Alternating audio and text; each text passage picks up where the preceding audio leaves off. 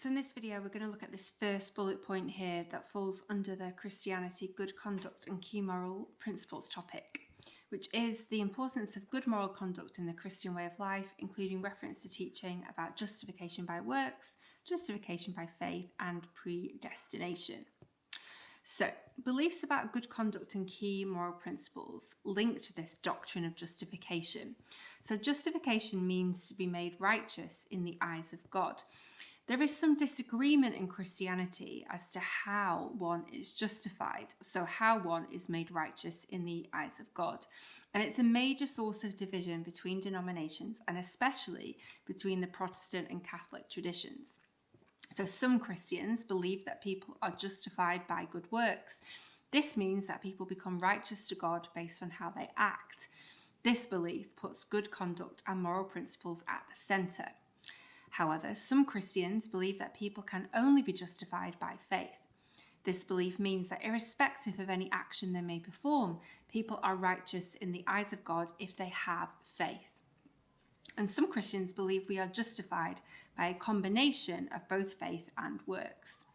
Furthermore, some Christians believe that the fate of each person has already been decided by God, irrespective of good works or faith, and this is known as the doctrine of predestination. So let's start by looking at justification by faith. This is the belief that people are made righteous in God's eyes or justified by what they believe. And this is a view that has its origins in the writing of St. Paul, particularly in the book of Romans. St. Paul argues that the purpose of the laws of Judaism that the Jews followed as God's chosen people, was to show people how far they fall short of God's standards. Following the law and conducting yourself well, living ethically, does not save people. But what it does is it shows people that they need to be saved. And we see this reflected in the quote here below. Therefore, no one will be declared righteous in God's sight by the works of the law. Rather, through the law, we become conscious of our sin. So what this is clearly showing is it's not through the works that you do that you are righteous in the eyes of God. It's not by following the law and doing good works. It's actually through that you become conscious of your sin and conscious of the importance of actually having faith in order to be saved. St. Paul teaches that God sent Jesus to be a sacrifice of atonement, and so he justifies those who have faith in Jesus. And it states in St. Paul's writing, God presented Christ as a sacrifice of atonement through the shedding of his blood to be received by faith, justifies those who have faith in Jesus. As St. Paul writes, a person is justified by faith apart from the works of the law. Focus on this teaching here, this textual reference, because it clearly is showing that it's really justification by faith that St. Paul believes in. You are justified by faith apart from the works of the law. The works of the law, doing good works, following the laws, that's a separate issue. You are justified because of faith. To further illustrate his belief in justification by faith, St. Paul uses the example of Abraham, a great Jewish leader who was actually ordered by God to sacrifice his son Isaac, a very famous story which you may know. St. Paul argues that Abraham was made right with God because he believed, he had faith in God. It was not because of what he did or was prepared to do in relation to this act of sacrifice. So St. Paul writes, what does Scripture say? Abraham believed God and it was credited to him as righteousness. So it's all about the belief. It's all about the faith. That is how, according to St. Paul, Abraham is showing that you are righteous in the eyes of God. Now, alongside the evidence from the Bible that we've already highlighted, the concept of justification by faith was also clear in the work of Martin Luther, who really was the catalyst for the Reformation that saw the Western Church split into Catholic and Protestant branches. One of Martin Luther's key teachings was sola fide, or faith alone. This is the idea that people are justified based on faith alone. We can't do anything to bring about our salvation. We can't do anything to make it happen. There's no amount of good works we can do, no amount of money we can give to the church that will allow us to be justified in the eyes of God. It is all about faith. Sola fide, by faith alone. So let's move on now to talk about justification by works. So this is the belief that people are made right in the eyes of God based on what they do. And there are two key Bible texts that are used to support this view. The parable of the sheep and the goats, my favourite, which was taught by Jesus, and also the second chapter of the book of James. So the parable of the sheep and the goats suggests that people are saved and made right in the eyes of God. They are justified because of what they have done. They fed the hungry, looked after the sick, etc. Those who are not saved are given eternal punishment, not because they don't have faith, but because they fail to act. They fail to do the works that are needed to be saved. So it seems clear from this parable of the sheep and goats that people are justified and made righteous in the eyes of God based on works. And here we have an excerpt from the parable where Jesus explains how justification is worked out. So Jesus says, "Come, you who are blessed by my Father, take your inheritance, the kingdom prepared for you since the creation of the world. I was hungry and you gave me something to eat. I was thirsty and you gave me something to drink. I was a stranger and you invited me in. I needed clothes and you clothed me. I was sick and you looked after me. I was in prison and you came to visit me." The book of James chapter 2 further supports this idea that justification is earned through what we do. This text, as you can see, suggests that faith alone is not sufficient. So if we read it through, it says, "What good is it, my brothers and sisters, if someone claims to have faith but has no deeds? Can such faith save them? Suppose a brother or a sister is without clothes and daily food. If one of you says to them, 'Go in peace, keep warm and well fed,' but does nothing about their physical needs, what good is it? In the same way, faith by itself, if it is not accompanied by action, is dead." So what this text really seems to be suggesting is that faith on its own is nowhere near enough. It has to be accompanied by action. Faith has to lead to action in order for justification to be realised. And this really clearly brings into focus the importance of good conduct and key moral principles.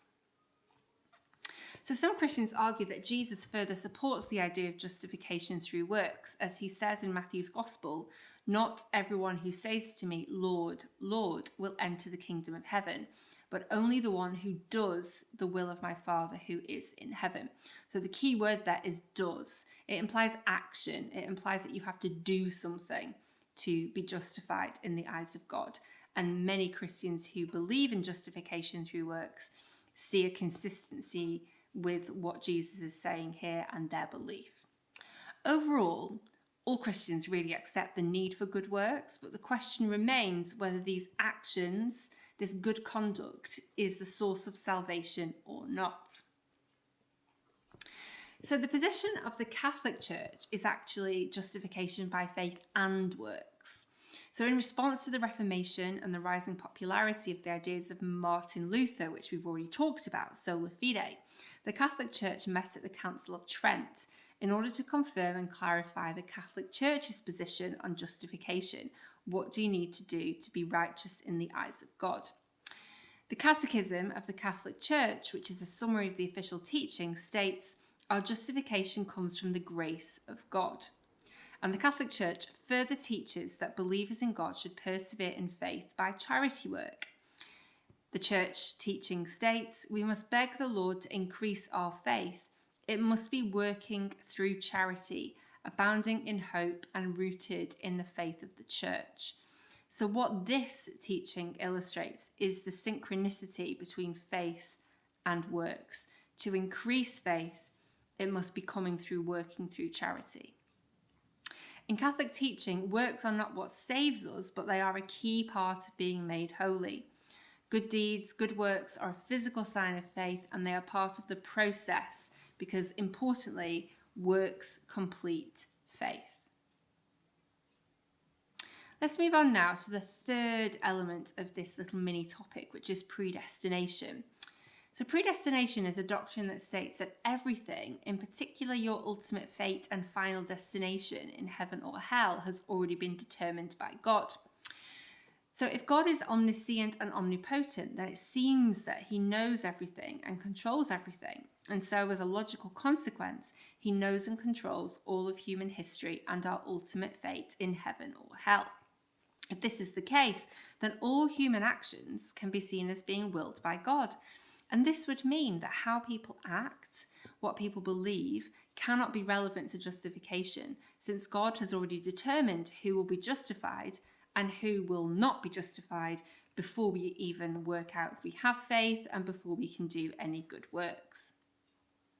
The doctrine of predestination is referenced in St. Paul's letter to the church in Rome, where he writes, "Those God foreknew, he also predestined. Those he predestined, he called.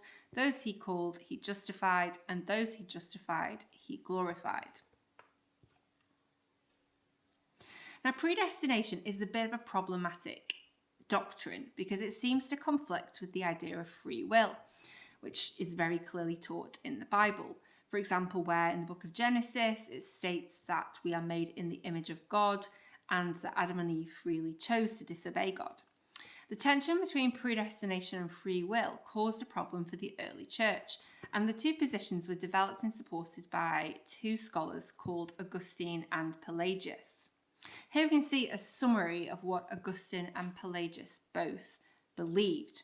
So for Augustine, it was all rooted in the idea that God is believed to be omniscient. So Augustine argued that since God is omniscient, his knowledge means he knows who will be saved. God chooses these people. Humans can't know God's will, and so we do not know why God saves some and not others. Augustine is really clear that God saving anybody is an act of grace. We don't deserve to be saved. So the fact that God saves anyone shows the goodness of God and shows the grace of God. Augustine's argument leads through to state that God determines some people to be saved and other people to be condemned to damnation in hell. So those who will be saved are known as the elect, and the others will be condemned to damnation. So this is known as the doctrine of double predestination. In contrast, we had the views of Pelagius. Pelagius rejected the idea of original sin and argued that the nature of human beings is to be free. Pelagius believed that any moment we're capable of choosing good or evil, and we are given the gift of free will as a result of God's divine grace and goodness. Pelagius believed that God's grace is an aid to salvation, but that salvation ultimately depends on our merit through our actions, not the grace of God. So you can see here in Pelagius' theory some kind of reference back to the idea of justification through good works. So salvation depends on our merit through our actions, not necessarily the grace of God. Now, after considering the views of both Augustine and Pelagius, the early church rejected the views of Pelagius because it claims that humans were responsible for their own salvation rather than being dependent on God's grace and the saving act of Christ's sacrifice on the cross, and the church could not accept that. The doctrine of predestination was then further reaffirmed by John Calvin, who agreed with Augustine about double predestination and said, "Some are eternally ordained to glory through the sheer will of God, and the rest are ordained to eternal torment." Now, in the modern era, there is no consensus among Christians about the doctrine of predestination. Many Christians find it really tricky and really hard to understand because it seems to remove free will and it seems to remove the idea that we're responsible for how we act. However, there are many Christians who do accept it, at least in part. Two really important questions that relate to predestination that I want to leave you with are, can God be considered loving if he has already condemned some people to hell, which is what the doctrine of double predestination implies? And secondly, is it possible for God to be omniscient and for humans to have free will? Can those 2 points actually be consistent with each other? So that's 2 points to think about as we finish.